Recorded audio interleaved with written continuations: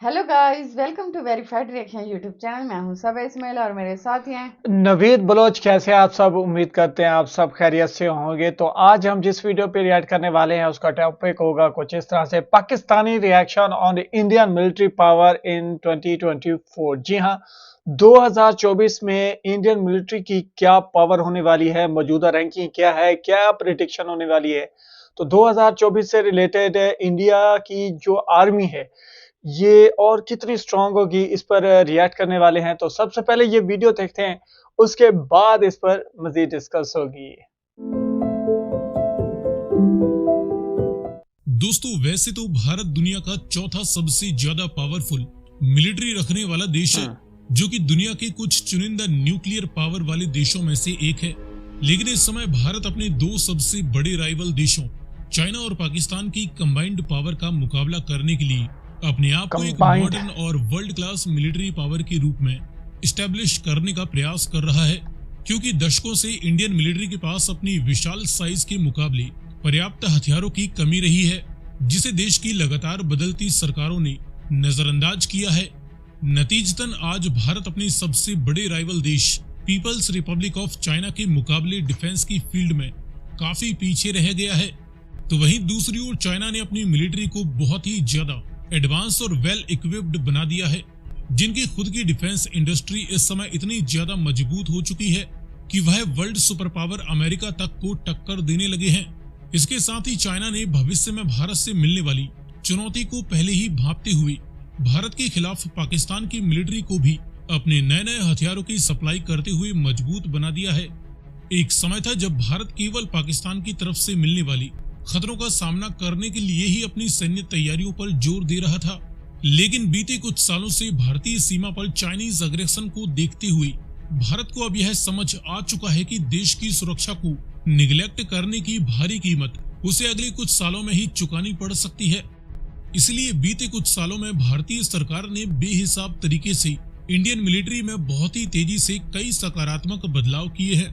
भारत ने अपनी लाखों की फौज के लिए अरबों डॉलर्स के हथियार खरीदने पर तो जोर दिया ही है, साथ ही रशिया यूक्रेन वॉर और इजराइल हमास जंग को देखते हुए भारत यह भी समझ चुका है कि एक लंबी जंग के दौरान हथियारों की कमी को केवल दूसरे देशों से ही खरीद कर पूरा नहीं किया जा सकता, बल्कि मिलिट्री के लिए लगातार हथियारों की पूर्ति के लिए सेल्फ रिलायंट होना बेहद जरूरी है। और इसी के मद्देनजर भारत सरकार ने अपने ही देश की डिफेंस इंडस्ट्री को मजबूत करने के लिए कई पॉलिसीज को लागू कर दिया है, जिसके रिजल्ट अब दिखाई भी देने लगे हैं। और मेड इन इंडिया वेपन्स की बढ़ती संख्या और इंडियन मिलिट्री में इनकी बढ़ती डिमांड को देखते हुए ऐसा लगता है कि आगे आने वाले कुछ सालों में भारत बेशक डिफेंस की फील्ड में पूरी तरह से आत्मनिर्भर हो सकता है। लेकिन वर्तमान समय की ही बात करें तो फिलहाल भारतीय सेना कितनी पावरफुल है, इसकी जानकारी इस वीडियो में हम देखने वाले हैं। लेकिन वीडियो में आगे बढ़ने से पहले आपके लिए एक सवाल, इनमें से इस समय इंडियन आर्मी के चीफ कौन है, जनरल अनिल चौहान या जनरल मनोज पांडे? यदि आपको इसका जवाब मालूम है तो कमेंट में लिखकर बताएं। साथ ही जानकारी पसंद आए तो वीडियो को लाइक एंड शेयर करते हुए चैनल को सब्सक्राइब करना ना भूलें। अब चलिए शुरू करते हैं। भारत की current nominal GDP 3.7 trillion dollar value से भी ज्यादा की आंकी जा रही है और ये आगे लगातार बढ़ती ही जाएगी। भारत की करंट पॉपुलेशन 142 करोड़ का भी आंकड़ा पार कर चुकी है। भारत ने साल 2023-24 के लिए अपने डिफेंस पर करीबन 74 बिलियन डॉलर वैल्यू का खर्चा करने की योजना बनाई है। इंडियन मिलिट्री की तीनों ही ब्रांचों में टोटल 14.5 लाख से भी ज्यादा एक्टिव ड्यूटी सोल्जर्स हैं। भारत एक न्यूक्लियर पावर कंट्री है, जिसके पास फिलहाल करीबन 165 न्यूक्लियर वारहेड्स होने की संभावना है। इसके साथ ही भारत एक न्यूक्लियर ट्रायड कंट्री है, जो कि जमीन, जल और हवा तीनों ही माध्यमों से दुश्मन पर परमाणु हमला करने में सक्षम है। और ये काबिलियत फिलहाल केवल America, China, Russia, Bharat, France और इजराइल के पास ही है। इसके बाद जमीनी पावर की बात करें तो इंडियन आर्मी के पास फिलहाल 4700 से भी ज्यादा मैन बैटल टैंक्स मौजूद हैं। Indian army Arjun battle tanks, T-90 Bheeshma और इसके T-90S वेरिएंट्स, इसके अलावा T-72 अजय और Ajay mark II man battle tanks operate करती है। इसके अलावा Bharat future ready battle tanks और लाइट बैटल टैंक्स के निर्माण पर भी काम कर रहा है। अपनी ट्रूप्स को जंग के मैदान में कैरी करने के लिए इन्फेंट्री फाइटिंग व्हीकल्स की 2500 से भी ज्यादा यूनिट्स इंडियन आर्मी ऑपरेट करती है। इसके अलावा 1 लाख से भी ज्यादा आर्मर्ड पर्सनल कैरियर्स भी इंडियन आर्मी के पास हैं, जिनकी संख्या आगे और भी ज्यादा बढ़ने वाली है। सेल्फ प्रोपेल्ड आर्टिलरीज की 150 यूनिट्स फिलहाल इंडियन आर्मी के पास हैं। इनका भी प्रोडक्शन डोमेस्टिकली किया जाने लगा है, जिनकी संख्या आगे बढ़ती ही जाएगी।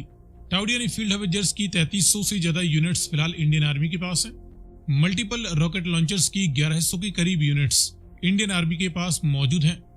दुश्मन के हवाई खतरों का सामना करने के लिए एयर डिफेंस की फील्ड में भी इंडियन मिलिट्री काफी एडवांस हो चुकी है, जिनके पास short range surface to air missile defence systems में QR surface to air missile system, SA-6 gainful surface to air missile defence system, S-125 surface to air missile defence system, SA-8 gecko surface to air missile defence system और strela surface to air missile defence system मौजूद हैं। इन Russian short range air defence system के अलावा भारत के पास medium range surface to air missile defence system में Israel Bharat द्वारा मेड बराकेट एयर डिफेंस सिस्टम, आकाश और स्पाइडर एयर डिफेंस सिस्टम भी मौजूद है। मीडियम रेंज के बाद long range surface to air missile defence system में भारत के पास रशिया का बेहतरीन S-400 एयर डिफेंस सिस्टम भी मौजूद है। इसके अलावा भारत ने बैलिस्टिक मिसाइल डिफेंस सिस्टम व एंटी सैटेलाइट डिफेंस सिस्टम भी तैयार कर लिए हैं, जिसमें आकाश एयर डिफेंस सिस्टम, पृथ्वी डिफेंस व्हीकल मार्क 1 और पृथ्वी डिफेंस व्हीकल मार्क 2 भी शामिल है। और आगे भारत और भी नए नए तरह के एयर डिफेंस सिस्टम के निर्माण पर काम कर रहा है। इसके बाद बात करें हवाई पावर की, तो इस फील्ड में इंडियन मिलिट्री 2500 से भी ज्यादा विभिन्न प्रकार के अलग अलग पर्पस के लिए टोटल मिलिट्री एयरक्राफ्ट्स ऑपरेट करती है। इसमें 570 के करीब फाइटर और इंटरसेप्टर जैसे मल्टी रोल जेट्स मौजूद हैं, तो वहीं 130 के करीब अटैकर जेट्स भी इंडियन मिलिट्री ऑपरेट करती है। Bharat mainly French Rafale jets, Mirage 2000, Russian Sukhoi Su-30 MKI, MiG-29, MiG-21 की कुछ पुरानी यूनिट्स है, जिन्हें भारत अपनी खुद की तेजस से रिप्लेस करने वाला है, जिसकी तेजस मार्क 1 और तेजस मार्क 2 की बम्पर यूनिट्स इंडियन एयरफोर्स के पास हैं। अटैकर जेट्स में भारत के पास यूके की जैगुआर अटैकर एंड कुछ रशियन बॉम्बर जेट्स भी मौजूद हैं। अटैक हेलीकॉप्टर्स में इंडियन मिलिट्री के पास करीबन 150 यूनिट्स अटैक हेलियोस की मौजूद हैं। भारत अटैक हेलीकॉप्टर्स में अमेरिकन AH-64 अपाचे का इस्तेमाल करता है। इसके अलावा अपने खुद के HAL प्रचंड, रशियन Mi-24, HAL रुद्र जैसे कुछ शानदार हेलीकॉप्टर्स इस्तेमाल करता है। इसके अलावा भारत के पास अनमैन्ड एरियल व्हीकल्स की फील्ड में भी इजरायली और अमेरिकन सर्विलांस और कॉम्बैट ड्रोन्स मौजूद हैं। इसके अलावा भारत अपने खुद के काफी सारे ड्रोन्स के निर्माण पर भी काम कर रहा है। इसके बाद नेवल पावर की बात करें तो फिलहाल इंडियन नेवी के पास 2 बड़े एयरक्राफ्ट कैरियर्स मौजूद हैं, INS विक्रमादित्य और INS विक्रांत। दुश्मन की समुद्री ताकत को ध्वस्त करने के लिए इंडियन नेवी 11 खतरनाक हथियारों से लैस एडवांस डिस्ट्रॉयर शिप्स का इस्तेमाल करती है, जिसमें Visakhapatnam class, Kolkata class, Delhi class और राजपूत क्लास के भी डिस्ट्रॉयर्स मौजूद हैं।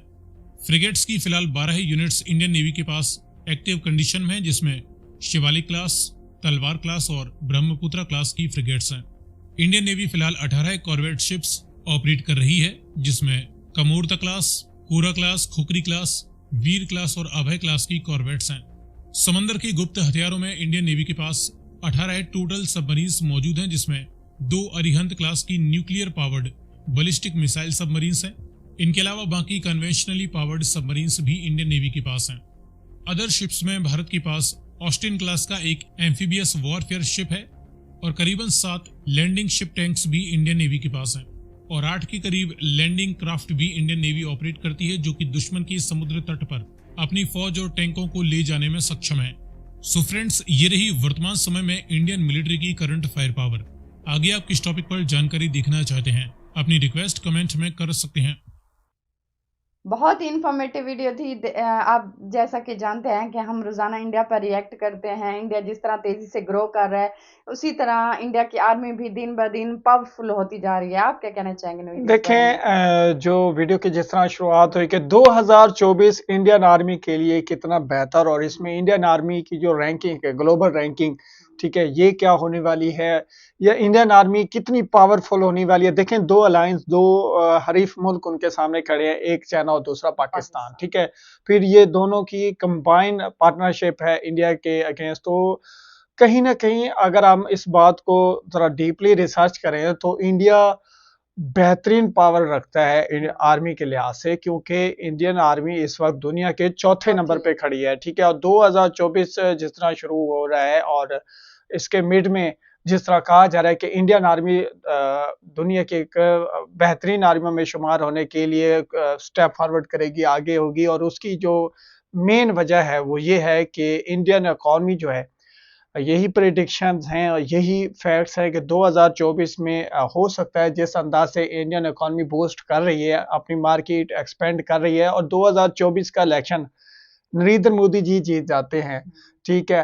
तो इट मीन्स के इंडियन इकॉनमी को मजीद बूस्ट अप मिलेगा, और इंडिया की इकॉनमी जिस तरह स्ट्रांग होगी 2024 में, यानी कि दुनिया की चौथी बेहतरीन इकॉनमी होगी, वहीं इसका डायरेक्ट इम्पैक्ट इंडियन आर्मी के वेपन्स पे पड़ेगा। उनको मजीद सपोर्ट मिलेगी, वो मेड इन इंडिया के विजन के मुताबिक अपने डिफेंस वेपन्स को, अपने इन वार हेड्स को इंक्रीज कर सकते हैं। तो इसमें कोई शक नहीं कि इंडिया की जो आर्मी पावर है, ये भी नरेंद्र मोदी जी के इलेक्शन के साथ डिपेंडेंट है, ठीक है। यहाँ पर अगर आप समझते हैं मैं गलत कह रहा हूँ तो आप मुझे कमेंट सेक्शन में बताएं। देखें, वर्ल्ड क्लास या जहां कहीं भी हमें देखा जा रहा है, हर कोई ये कह रहा है कि 2024 का इलेक्शन ऐसे ही है इंडिया के लिए जैसे अब तक की सारी मेहनत का जो है ना फल हासिल करने के बराबर है, ठीक है। जितनी इंडिया पिछले 10-12 सालों से made in India, invest in India के टैग के साथ ग्रो कर चुका है, अब उसका एक मुतफिका एक इकट्ठा फल मिलना है 2024 का इलेक्शन, क्योंकि पूरी दुनिया की नजरें इंडिया के इस इलेक्शन पे है कि क्या वाकई नरेंद्र मोदी सरकार, ठीक है, नरेंद्र मोदी जी की गवर्नमेंट अपना लोहा मनवा सकती है। देखें, पाकिस्तान में as a Pakistani verify reaction YouTube channel पे हम हमेशा कहते हैं कि हम नरेंद्र मोदी जी के फैन हैं, क्योंकि वो अपनी कौम के साथ वफादार लॉयल होकर बेहतरीन लीडरशिप दिखा रहे हैं।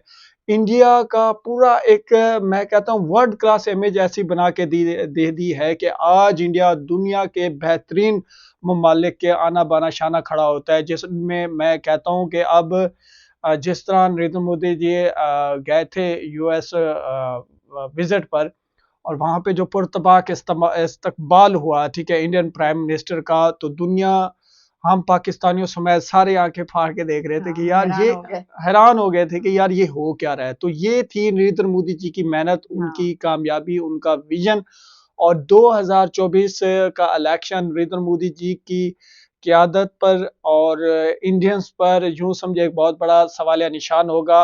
वेरीफाई रिएक्शन यूट्यूब चैनल से हम तो क्लियर प्रेडिक्शन कर चुके हैं ऑलरेडी कि नरेंद्र मोदी जी ही नेक्स्ट इंडियन प्राइम मिनिस्टर होने वाले हैं। और इसका इम्पैक्ट जो है, जिस तरह इस वीडियो के शुरुआत में मैंने कहा कि 2024 में इंडिया की आर्मी कितनी पावरफुल हो सकती है, तो इसमें कोई शक नहीं। जब आपको इकोनॉमिकली आप एक नेक्स्ट स्टेप पे चले जाएंगे। इस वक्त इंडिया दुनिया की 5वीं बेहतरीन इकोनॉमी है, और जो प्रेडिक्शन है कि अगर Indian prime minister Narendra Modi ji की ही हुकूमत बरकरार रहती है तो इंडियन इकोनॉमी दुनिया की चौथी बेहतरीन इकोनॉमी हो सकती है आने वाले कुछ ही महीनों के अंदर। इतना इसे बूस्ट अप मिलेगा, इतनी इसे सपोर्ट मिलेगी Indian prime minister Narendra Modi ji की हुकूमत दोबारा बनने से। तो ये फैक्ट्स हैं। एज अ पाकिस्तानी हमने देखा है कि जब हमारे यहाँ गवर्नमेंट चेंज होती है तो हमारी इकॉनमी हिचकोले खाना शुरू हो जाती है, और एक ये वाकई ये बहुत बड़ा रीज़न है। जब एक डेमोक्रेटिक गवर्नमेंट जाती है, दूसरी आती है, तो उसे अपने मामला सीधे करने में, वर्ल्ड लेवल पे अपने रिलेशन बिल्ड करने में टाइम लगता है, तो इन्वेस्टर्स का भरोसा भी थोड़ा अप एंड डाउन की तरफ जाता है, तो बड़े मुश्किल होती है। लेकिन जब एक गवर्नमेंट चल रही है डेमोक्रेटिक, और दोबारा वही बनेगी, और इंटरनेशनल इन्वेस्टर्स के साथ उनके ताल्लुकात अच्छे हैं, तो इट मीन्स के वो मजीद इन्वेस्ट लेकर आ सकते हैं। और पूरा इंडिया इस वक्त नरेंद्र मोदी जी के इस विजन पे काम कर रहा है कि made in India, invest in India, और ये विजन इंडिया को दुनिया का super power country, super power मुल्क बनाएगा। ये बात इस वीडियो के थ्रू मैं आप तक पहुंचाना चाहता था। अगर आप समझते हैं मैं बिल्कुल ठीक कह रहा हूँ तो वीडियो को एक लाइक तो भैया बनता है। उम्मीद करते हैं आज का हमारा रिएक्ट आपको बहुत पसंद आया होगा। अगर कोई इख्तिलाफ भी राय रखते हैं तो कमेंट सेक्शन में हमें कमेंट्स करके जरूर बताएं। हमें सपोर्ट करने के लिए हमारी वीडियो को लाइक करें, चैनल को सब्सक्राइब करें। मिलते हैं एक नई वीडियो के साथ, तब तक के लिए गुड बाय।